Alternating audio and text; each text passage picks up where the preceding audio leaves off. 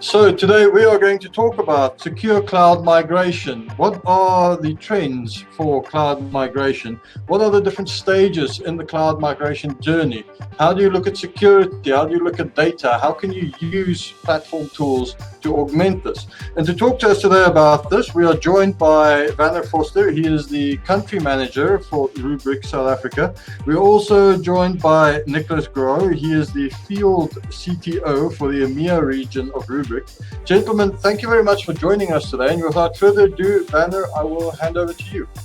We have different customers doing it in a different way. Some are keeping their backup on-prem for 30 days because they see the most restores happening within 7 to 14 days and very few restores after 30 days.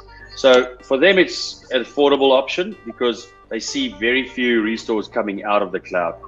If you consistently have restores that essentially happen in day 60 or day 65 or day 75, then you need to adjust your data retention on-premise requirement for that as well. The key thing is that even if data sits in the cloud for 120 days, as an example, you still need to be able to recover it faster than you would potentially do from tape.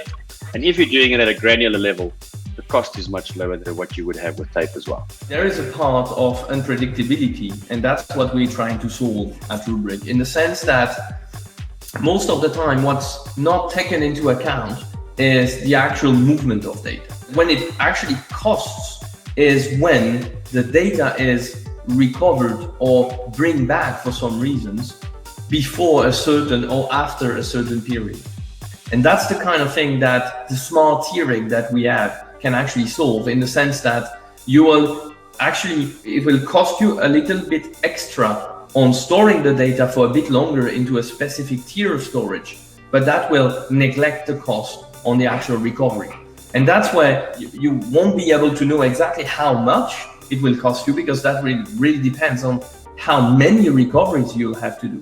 And that's, I would say, unfortunately, something that not so many people know. I mean, how many restores are you currently doing in your environment? If you can tell me I'm doing 10 or 20 per month, then that's perfectly fine. We can definitely find out and tune the whole thing for you and give you an idea of how much that will cost. On the other side, I would say that right now, Azure and AWS are much more secure than a lot of customers' environment. No offense to anyone, but they do actually know what they're doing. And they did hire a lot of people to secure completely the environment and ensure that they are top-notch.